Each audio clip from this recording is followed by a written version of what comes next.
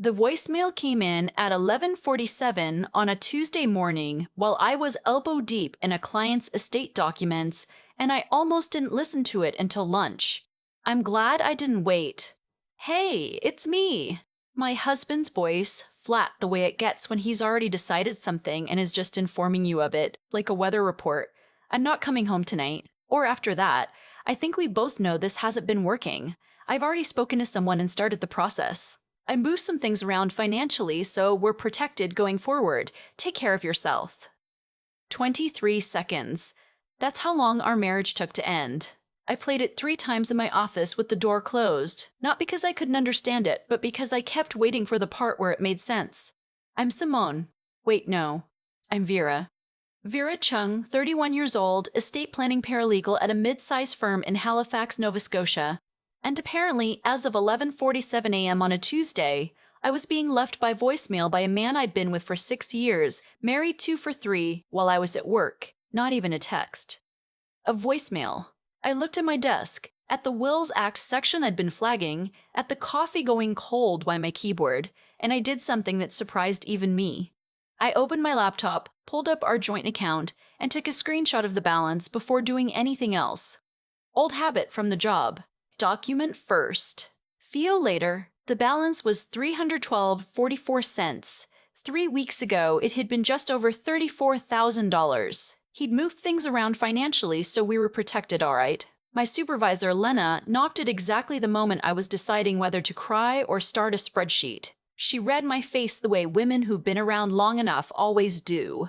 Closed the door behind her without being asked. Sat down in the client chair across from my desk. Talk, she said. So I did. The voicemail, the account, the 23 seconds. Lena has been a paralegal for 22 years. She's seen everything.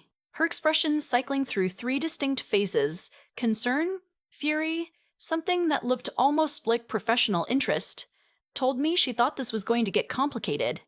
You know what you do for a living, she said carefully. I do estate and probate. And you know what that means? You understand. I did. Beneficiary designations, joint tenancy, survivorship rights, powers of attorney, 6 years of watching what happens to people who don't plan, and what happens to people who do. I knew exactly which documents would matter, and which accounts had protections, and what a paper trail looked like when someone tried to hide one. My husband had apparently not thought about what I do for a living when he made his plan. I called my bank before I called a lawyer. The woman at RBC's fraud line asked me to confirm my identity 3 times, which was annoying, and then listened while I explained that my husband had transferred funds from our joint account without my knowledge or consent during what I had reason to believe was a planned separation. Do you have access to the account still, ma'am? Yes. And are you a joint account holder? Yes. I'm going to flag this for review. Can you also check your joint line of credit? I hadn't thought about the line of credit. It was maxed, $15,000. Done in the last 10 days in transactions I didn't recognize at businesses I'd never heard of. Furniture stores, an electronics place in Dartmouth. 2 large e-transfers to a name I didn't know. The woman on the phone was quiet for a long moment. Ma'am, I want to make sure I understand. You had no knowledge of any of these transactions? None. Another pause. I'm going to escalate this internally. Can I put you on a brief hold? I said yes, and then I sat there in my office, looking at the Wills Act, thinking about a client we'd had last spring.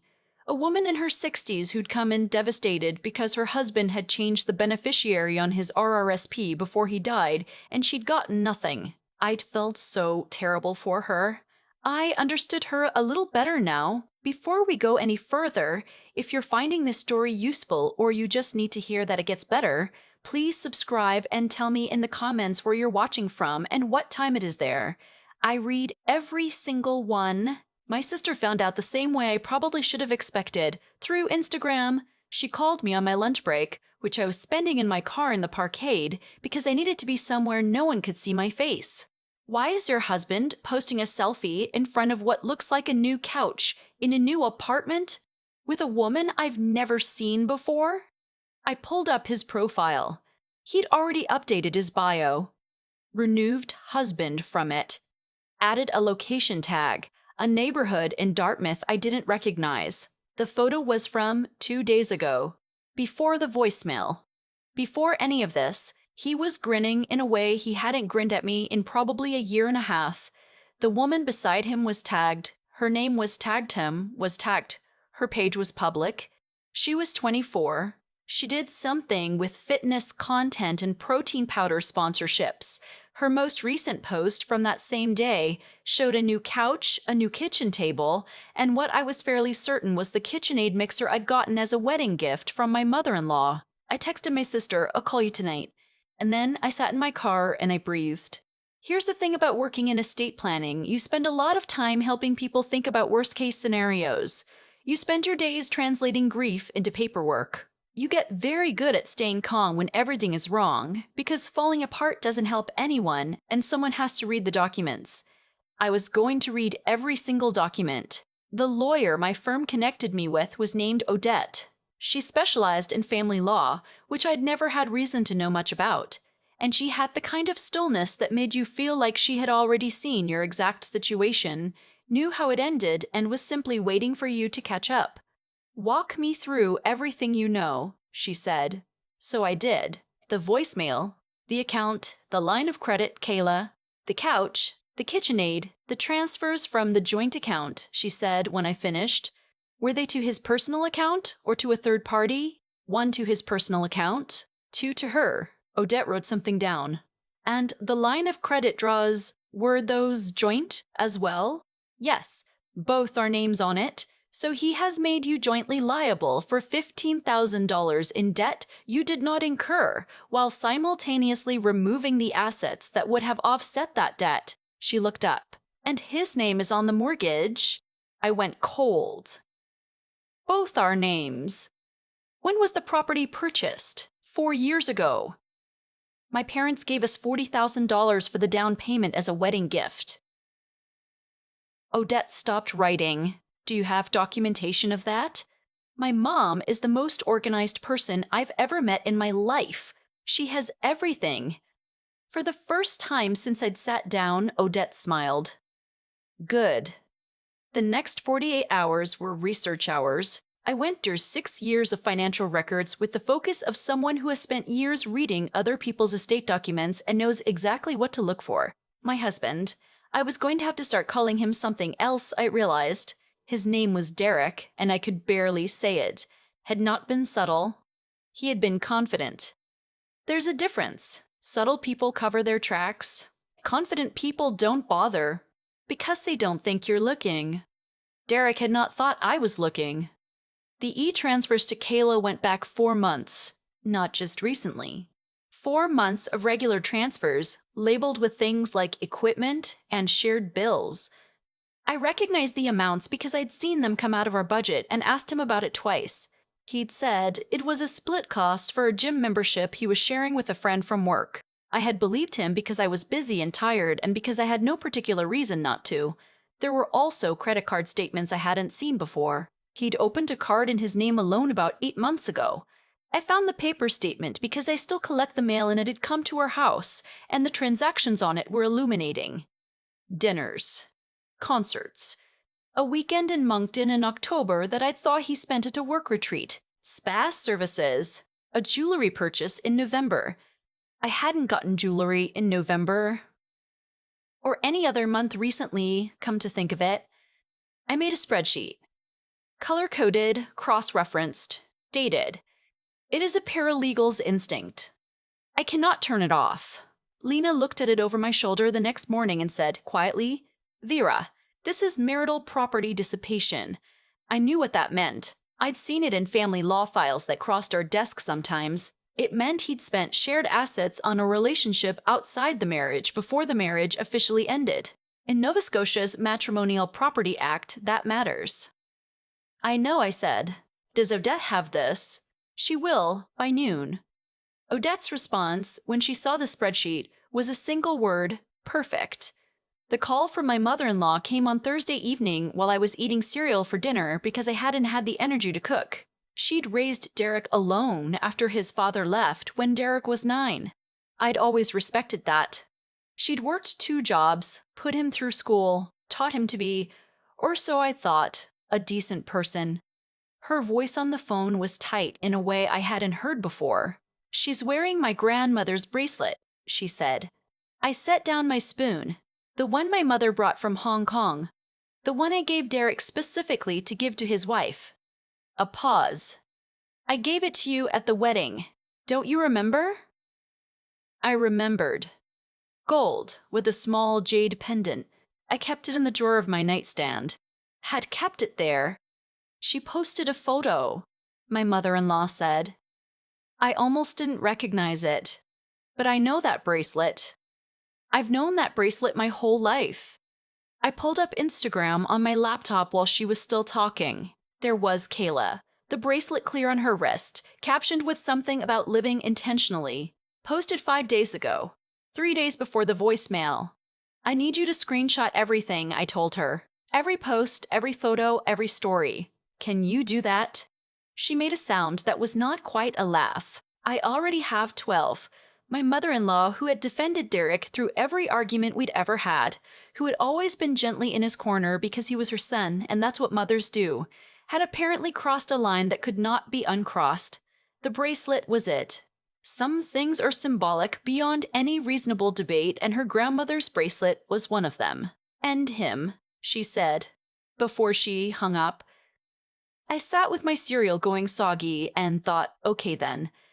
The office had by this point become a secondary war room. Lena, whose expertise was technically probate and not family law, but who had 2 divorces under her own belt and 0 patience for men who thought paperwork was beyond their wives, had taken a personal interest.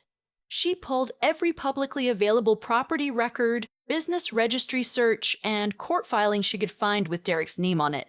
That's when we found the numbered company. It had been registered in Nova Scotia 8 months ago, same month as the credit card. Director listed as Derek alone. Business activity, consulting. The registered address was an accountant's office in Burnside I'd never heard of. The accountant, when Odette's office called him, said he couldn't discuss clients, which Odette said was both expected and useful. He said, "Up a corporation," she explained to me over the phone, which means he's been moving money through a business structure you're not part of. The question is how much and whether he's been misrepresenting income. Misrepresenting income in a marriage has implications under the Divorce Act when it comes to spousal support calculations. Derek, who had complained for years that I earned slightly more than him and had made it quietly into a grievance, had apparently decided to solve that imbalance by hiding money. He had done this while preparing to leave me, while we were still married. I thought about all the times he'd said we should be careful with money, all the times I'd agreed to skip the trip or hold off on the renovation, all the times I'd packed lunch instead of buying it to contribute to our savings goals. Our savings goals. I went home and I opened a bottle of Niagara Riesling I'd been saving for something good, and I drank a glass in the kitchen alone and I cried for about 20 minutes. Not for Derek. I was fairly clear by then that I was not going to miss Derek. I cried for the version of the last 3 years I thought I'd been living, which had apparently been running parallel to a version I knew nothing about. Then I finished the glass, rinsed it, and went back to the spreadsheet. My sister came over that weekend with her partner and enough groceries to feed a family for a week. She was furious in the way that only older sisters can be, quiet and focused and radiating a kind of calm menace that made me feel, for the first time in days, genuinely safe. "He told his mother too," she said, unpacking lentils into my cupboard. "Apparently he thinks this is all very reasonable and you're going to understand eventually." What did he tell her? That you two had grown apart, that he'd been unhappy for years, that he'd tried to talk to you about it and you hadn't listened. I sat with that for a moment. He never once, not one time, told me he was unhappy. I know. I would have listened. I would have tried. I know that too. She handed me a bag of pasta. That's not the point. The point is that he had a story ready. He prepared one. She was right. He'd prepared everything. The company, the card, the transfers, the apartment, the voicemail, the story. He'd spent months getting ready to leave, and not 1 second of it was spent being honest. Kayla, it turned out, had also received a prepared story. Odette told me this delicately, the way lawyers do when the information is surprising and they want to watch you process it before continuing. Kayla had apparently contacted Odette's office after seeing something online. My mother-in-law had, without telling me, posted a very pointed comment on one of Kayla's photos, which had led to a longer conversation in DMs. Kayla had then, apparently in tears, called the number my mother-in-law had given her. She was told you were separated, Odette said. Had been for over a year. She was told the marriage had been over for a long time, that you were cohabitating out of financial necessity only, that you had agreed there would be no communication during the process. I stared at her. I've been living in that house. We had dinner together 3 weeks ago. He told me he loved me when he left for work on the Monday. Odette wrote something down. I believe you, and I think she does now too. Kayla, who I had no particular fondness for and no particular reason to protect, was 24 and had believed a man who had lied to her as thoroughly as he'd lied to me. She sent Odette a package 2 days later. Every text, every promise, every story she'd been told, written records of him saying I was cold, distant, had refused counseling, that we'd been roommates for 18 months. He'd said the same thing to multiple people, I realized. It was a script. He'd had a script. The investigation. And by now, it had genuinely become one, expanded the way these things do when you pull one thread and discover the sweater is held together by nothing. The number company had received deposits. The source of some of those deposits was his employer's expense reimbursement system. He'd been submitting receipts for dinners, for travel, for what he described as client development, and routing the reimbursements into the numbered company rather than his personal account. His employer, when Odette's office sent an inquiry on my behalf, as a creditor and co-debtor on the joint line of credit, was not aware of this. His employer became very aware of it very quickly. His manager called Odette directly. This is the first we're hearing of this account, he said. We're going to need to speak with him. That conversation happened on a Wednesday. Derek was placed on administrative leave by Wednesday afternoon. I found out because my mother-in-law texted me at 4:17 p.m. with a single line. I heard from his HR. I think you should know. And then, 30 minutes later, he called me crying. I didn't pick up. The asset picture was becoming clearer, and none of it was what Derek had hoped. The joint property, our house, had a down payment of $40,000 from my parents, fully documented, gifted specifically to both of us, but for a house that was in both our names and that I had paid more toward in the years since. Under the Matrimonial Property Act, Odette told me, unequal contributions to property acquisition are considered when dividing value. The $40,000 was documented. My higher income contributions were documented. Derek's hidden company was now documented. What does that mean? I asked. It means that when we put this in front of a judge, the picture of who contributed what to this marriage is very clear, and it's not the picture he's been painting. The bracelet evidence came through another way I hadn't expected. My mother-in-law, who had fully committed to what I'd started privately calling the cause, had her original receipt. The bracelet had been appraised as part of a larger estate assessment when her mother passed. It was documented as a specific item, valued and described. When Derek had taken it from my nightstand, which he must have done on one of his last visits to collect his things, and given it to Kayla, he had removed a documented item from the matrimonial home without consent. In Nova Scotia, that falls under matrimonial property. The bracelet legally belonged to both of us as matrimonial property during the marriage. Taking it was not simply sentimental cruelty. Kayla returned it voluntarily. She mailed it, registered, to my mother-in-law's address, with a note that said only, "I'm so sorry." I didn't know. My mother-in-law brought it to me herself on a Sunday morning, and when she handed it over, she held my hand for a moment longer than necessary and said, "I raised him wrong somewhere, and I have thought about nothing else." I told her that wasn't true, and I think I meant it. The day things crystallized. The day I stopped feeling like a person events were happening to, and started feeling like a person making events happen, Was a Thursday in March, cold the way Halifax can be in March. Gray sky. Sleet hitting the windows of Odette's office while she walked me through what we had. Joint account depletion documented with his transfers traced. Line of credit misuse documented with merchant records showing no matrimonial benefit. Property down payment contribution documented via my parents' bank transfer records. Business registration and income diversion documented with his employer's cooperation in providing expense records. The bracelet documented and returned. Kayla's testimony secured. His script, the same lies told to multiple people, documented via text screenshots, Kayla's written statement, and the voicemail itself. Odette looked at everything on the table between us and said, "He did not think this through. He thought I wouldn't look. Men like this always think their wives won't look." She said it without particular drama. The way you say something you've observed enough times to accept as simply true. They confuse kindness for passivity. They confuse trust for ignorance. They see a woman who doesn't make trouble and decide she's incapable of it. I thought about 6 years of packing lunch to save money, of believing the gym membership excuse, of not asking follow-up questions because I trusted him and I was tired and I had my own work to do. "He's not going to see it coming," I said. "No," she agreed. "He's not. The court appearance was, according to my sister who attended, because she refused not to, deeply satisfying in a way that she described as almost medicinal.